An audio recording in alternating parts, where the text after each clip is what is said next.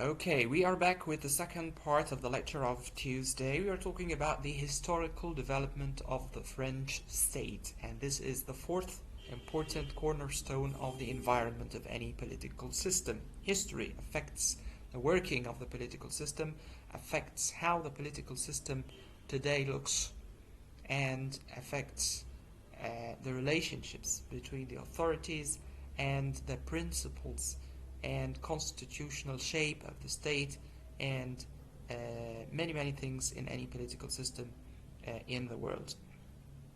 The French people can trace their origins back to tribes, Germanic tribes, that used to live in Central Europe, who were known as the Franks.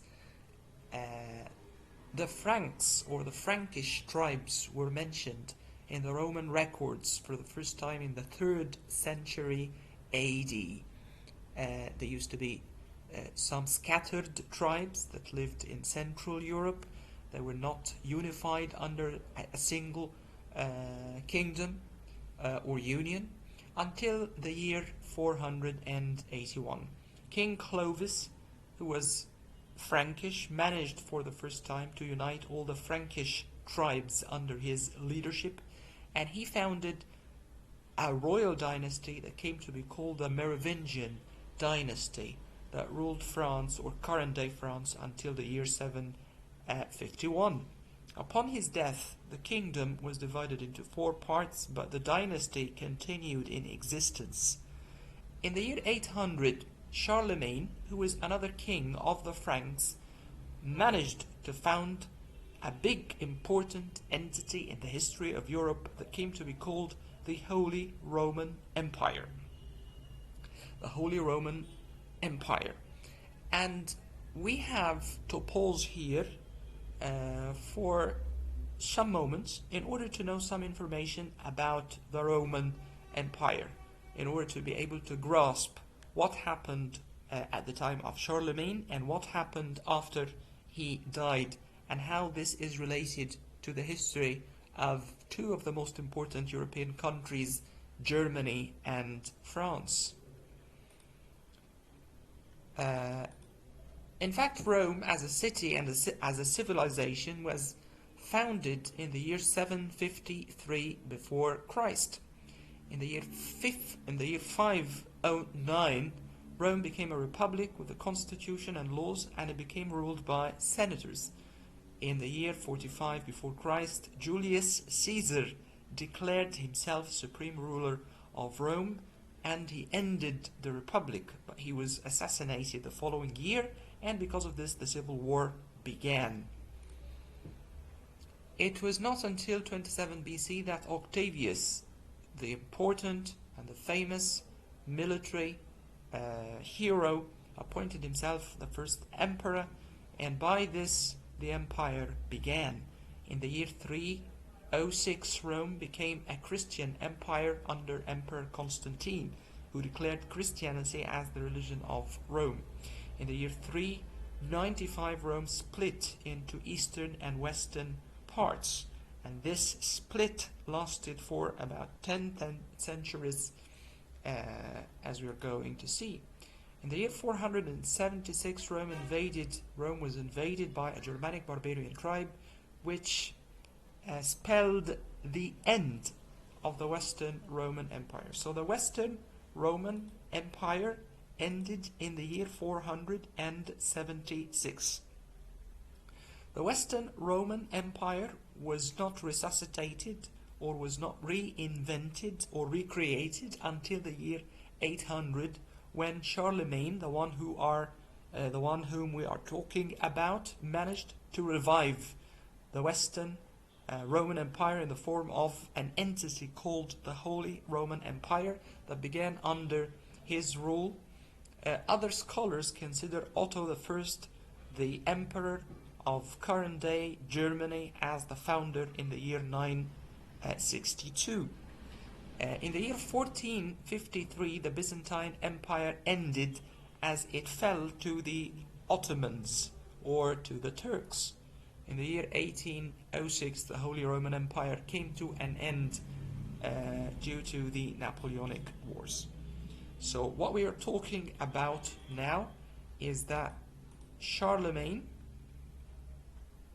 managed in the year 800 to recreate the Western Roman Empire in the form of the Holy Roman Empire. And the Holy Roman Empire under Charlemagne controlled most of the territories of Western Europe, as we are going to see on this map.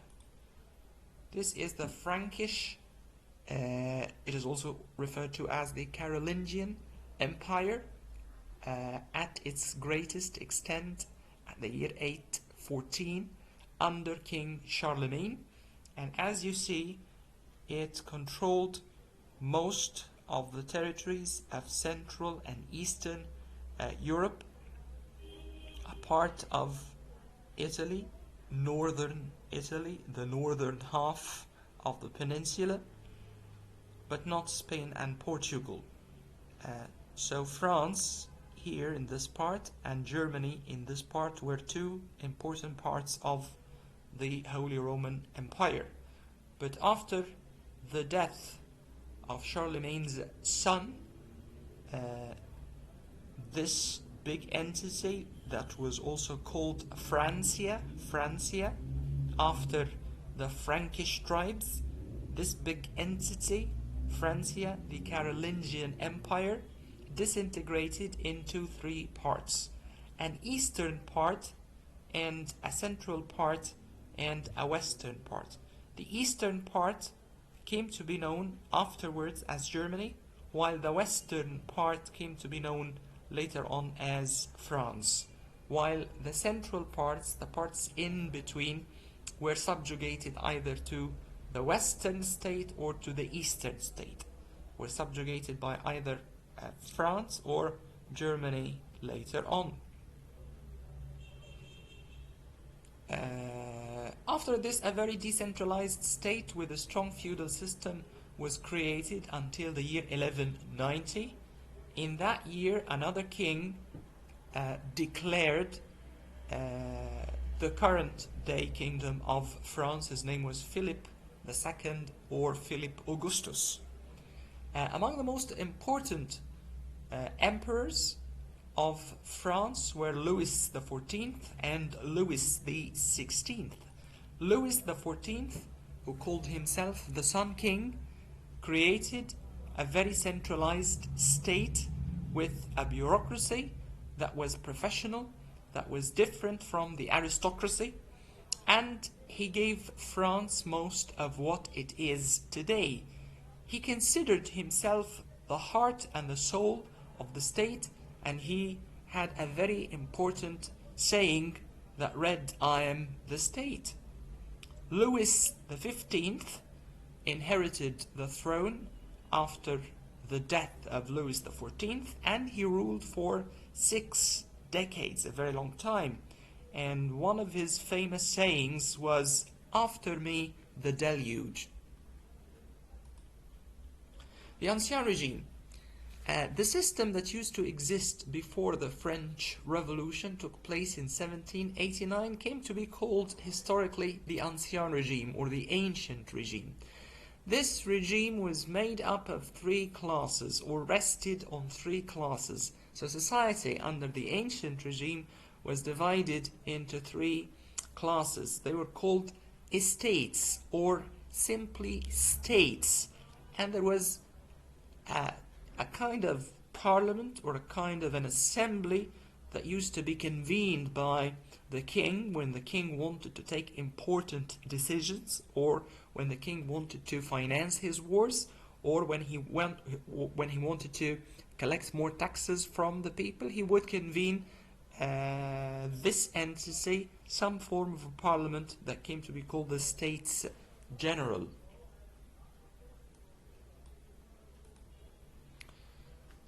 The first estate, or the first class, was the clergy, the men of religion, who were entitled with administering the legal affairs of the country.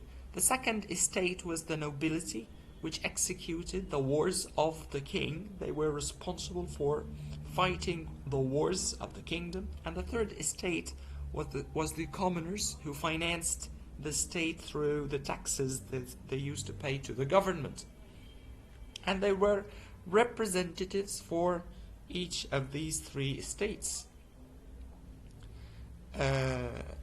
Under the reign of Louis XVI, the country came to suffer heavily.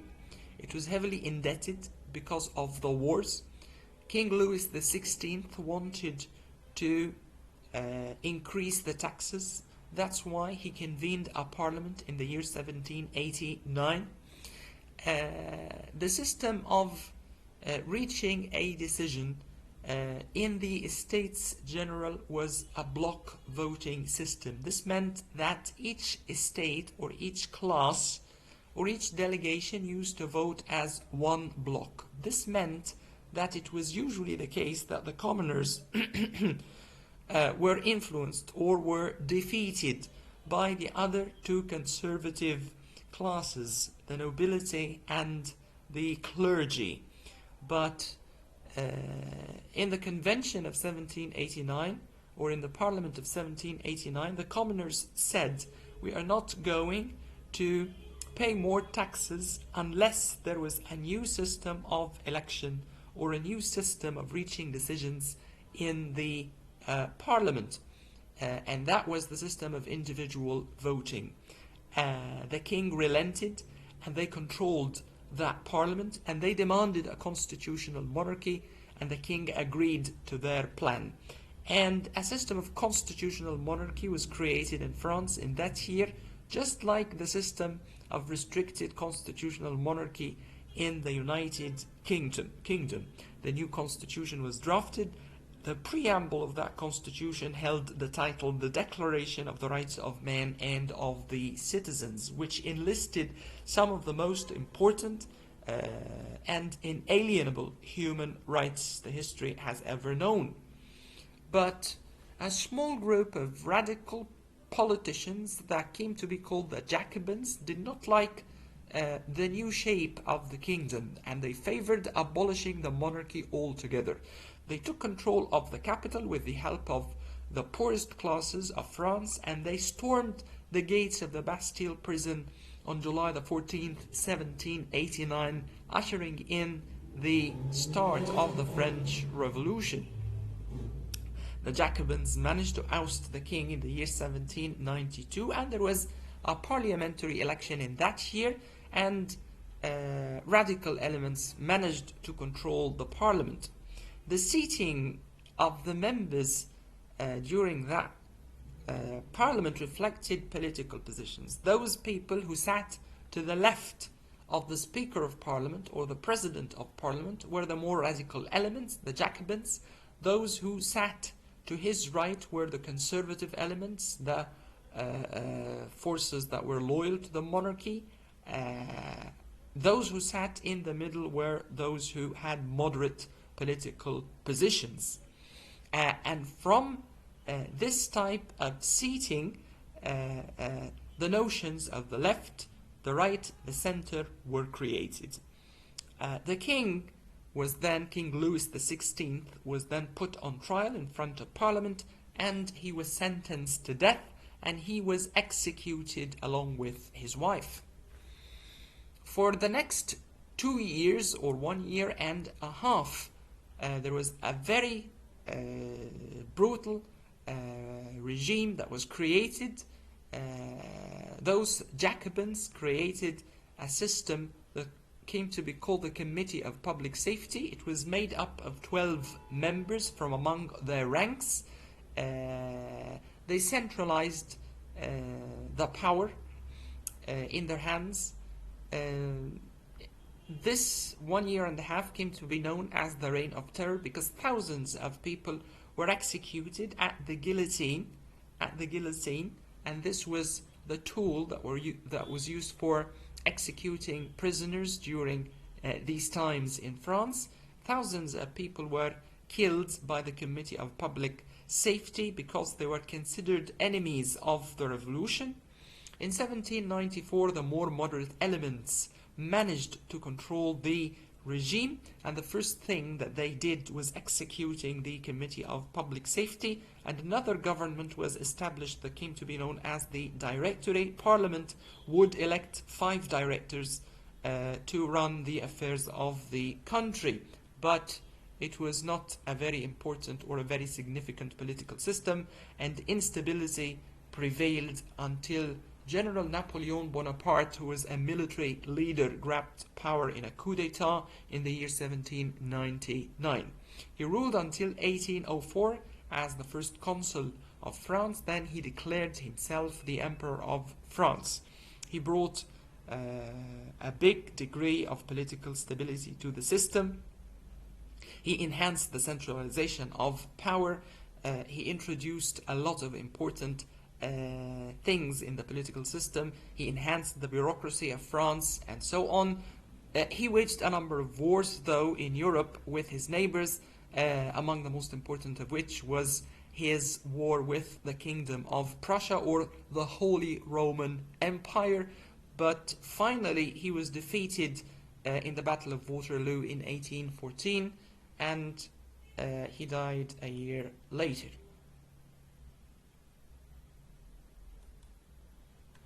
Between 1814 and 1830, the monarchy was restored under King Louis XVIII first, then under King Charles X.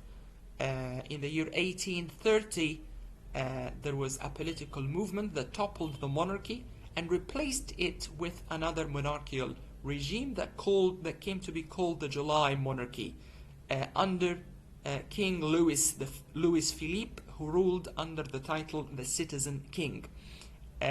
He supported the middle classes, the upper middle classes. He supported the property owners and the rising business elite.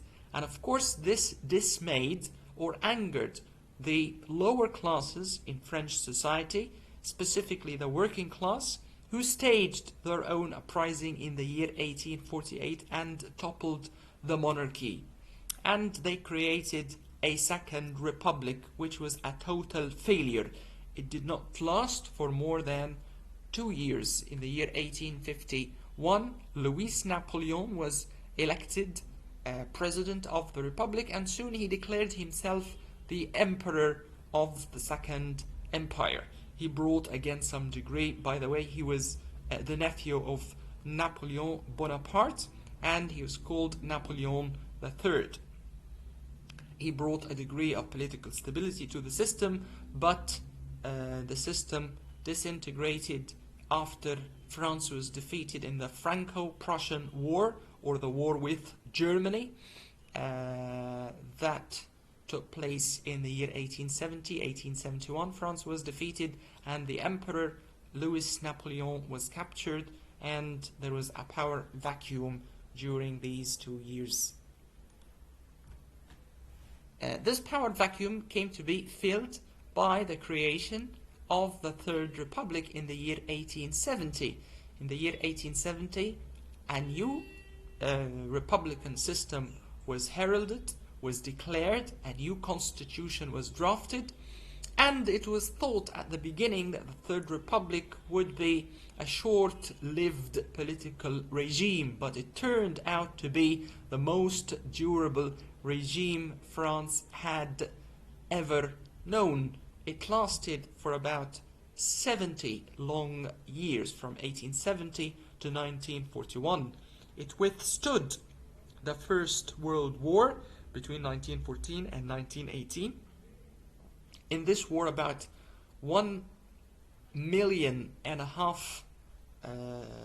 French soldiers were killed, but the Third Republic survived, and France did not cave in to fascist and ultra-right movements like other republics in Europe, specifically Italy, Germany, Spain.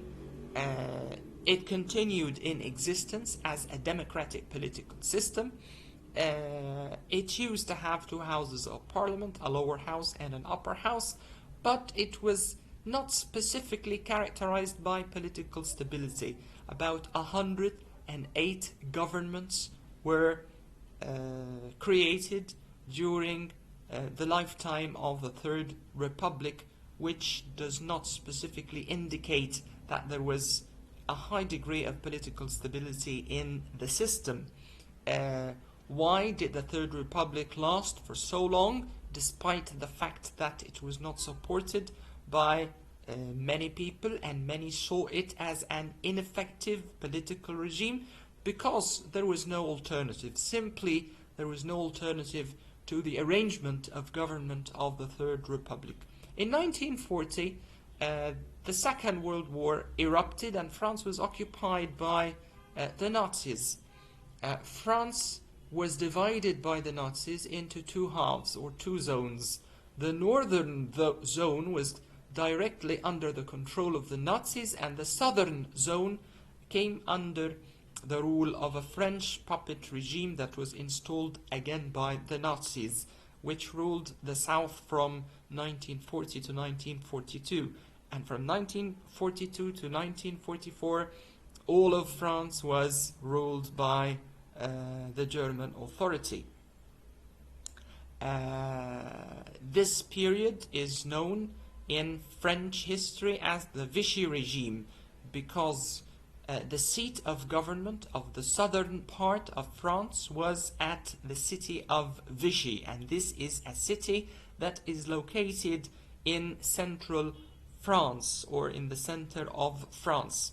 And during that time, the leader of the French army surrendered to the occupying Nazi forces, and he decided to collaborate with them, and they installed him as the leader of the southern regime, the Vichy regime. But there was a resistance movement that was led by different segments of the French population at the time, led by General Charles de Gaulle. Charles de Gaulle was a French military hero. He fought in the First World War. He managed to combine all the resistance forces under his control, and he managed to gain recognition as the leader of the French resistance by the Western countries, by the United Kingdom, and by the United States. In 1944, France was liberated by the Americans, and in that very same year, Charles de Gaulle was invited to be the Prime Minister of the country. But Charles de Gaulle had a plan in his mind. He was not happy about the system of government of the Third Republic. He thought that the Third Republic was a failure. He thought that the executive authority, or the executive branch of government, needed some alteration.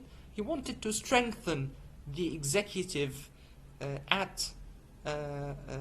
against the legislative authority, or legislative branch of government. But the members of parliament during that time did not like his plan for the constitution, and that's why he decided to leave politics and go to his rural home.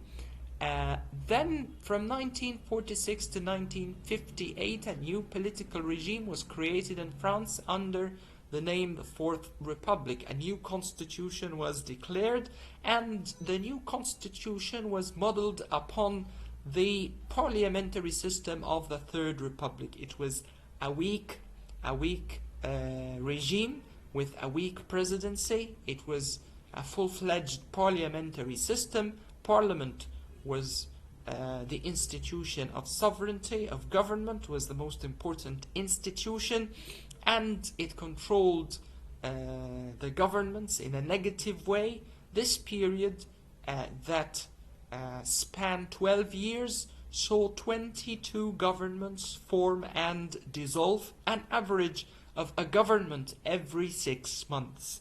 All of the governments of the Fourth Republic were weak coalition governments, because no single party managed to obtain the majority of seats in the lower house, the National Assembly, and not a government of these were able to take any important or decisive political decisions or take any important actions.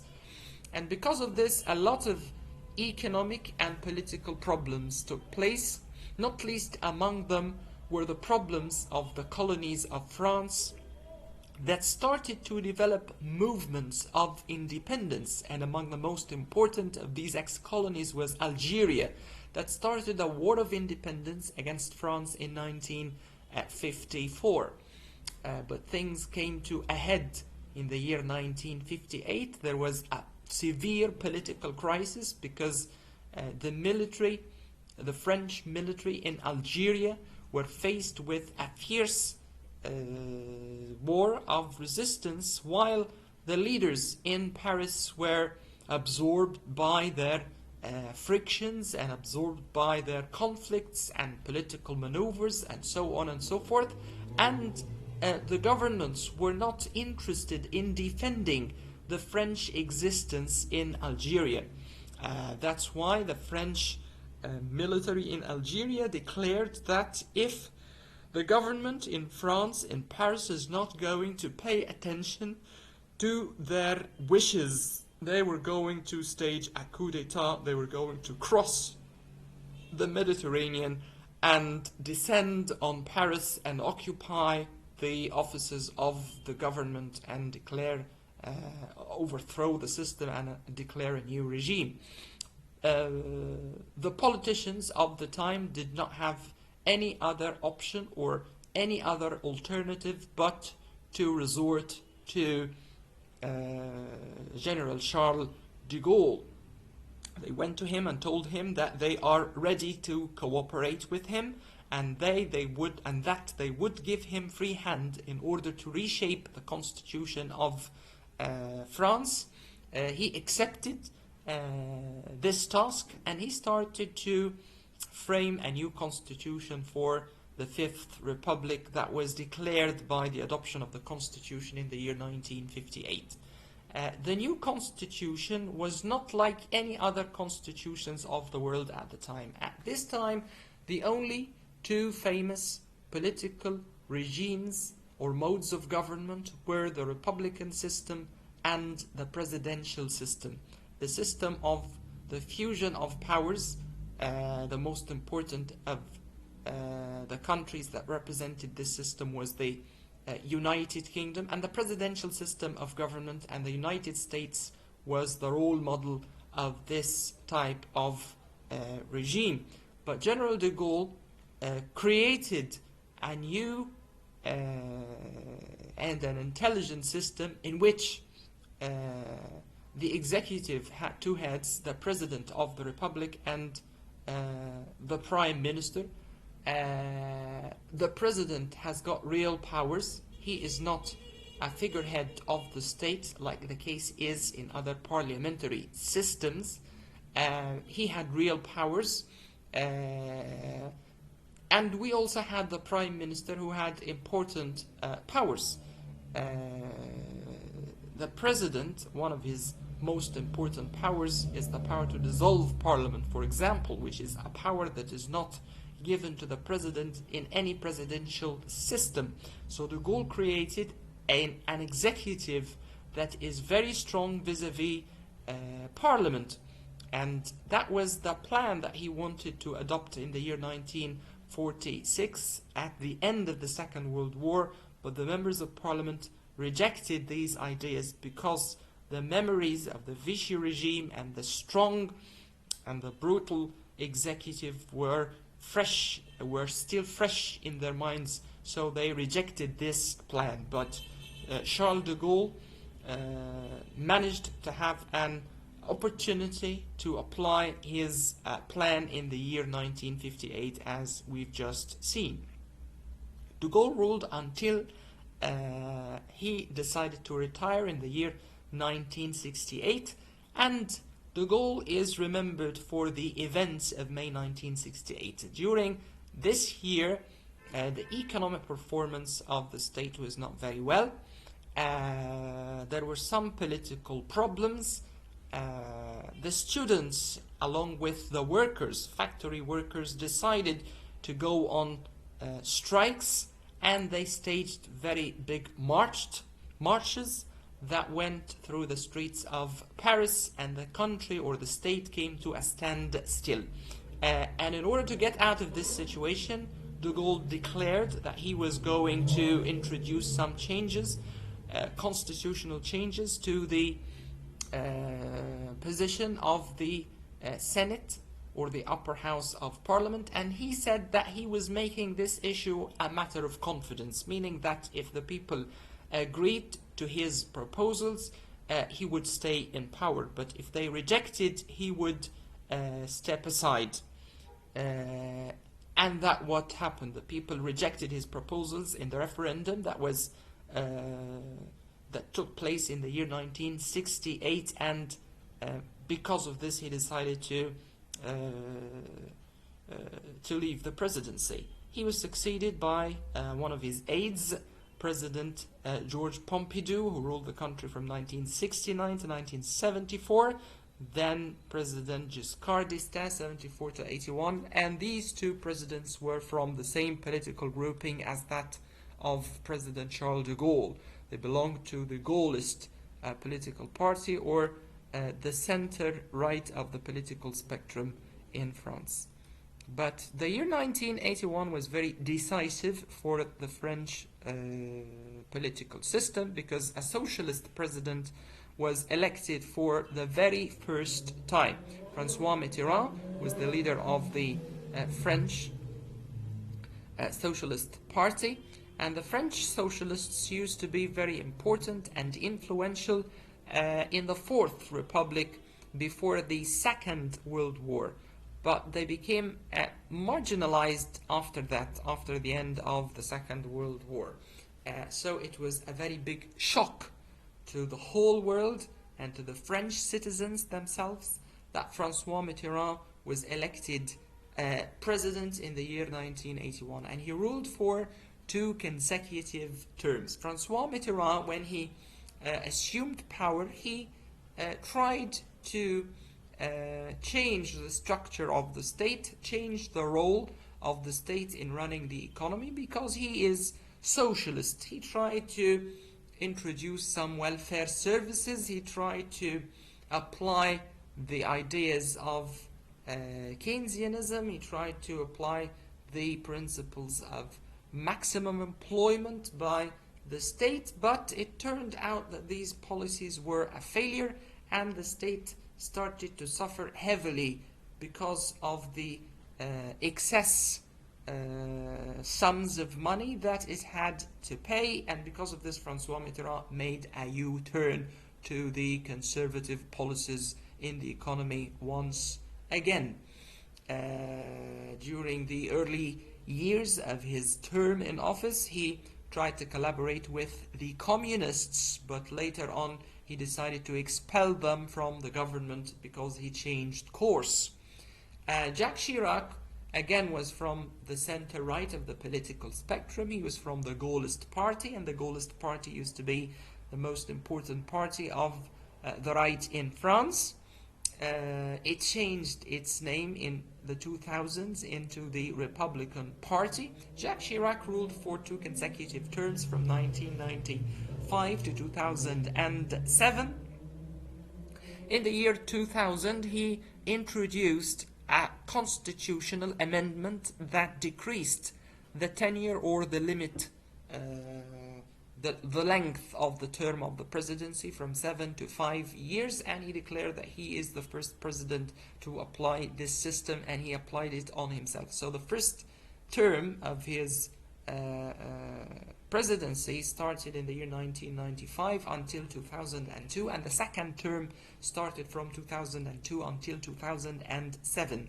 Nicolas Sarkozy was also from the center-right political party in France, and he ruled for a single term from 2007 to 2012, and he is remembered for introducing restrictions on the immigrants to France, and he is also remembered for his close collaboration with the United States. He reintegrated France in the Central Military Command of NATO, as we said before, and he participated with NATO in the bombing of the regime of Libyan leader Muammar Gaddafi in the Arab Spring Revolution. François Hollande was a socialist. He is the second socialist to become president of France. He served also for a single term from 2012 to 2017. He followed in the footsteps of Nicolas Sarkozy, especially concerning law and order, and he imposed restrictions on immigrants, and he supported the ban that was put or imposed on wearing the face veils in public places and so on. Emmanuel Macron was elected president of France in the year 2017, and he is still the president until now. And he created his own political party, a centrist political party that did not exist before. And the party managed to achieve the majority in the legislative elections, and nowadays there is a unified government, which means that the government is from the party of the president, and Emmanuel Macron has recently suffered from a populist movement that is called the Yellow Vests movement, and we are going to know some more information about this street movement when we tackle current issues in French system. So by this we come to the end of the second part of Tuesday's lecture that is related to the creation of the French state, or the history of the French state. And next time, inshallah, we are going to start talking about the institutions of the Fifth Republic, the president, the cabinet, the legislature, and so on. See you next time, inshallah. Thank you so much, and goodbye.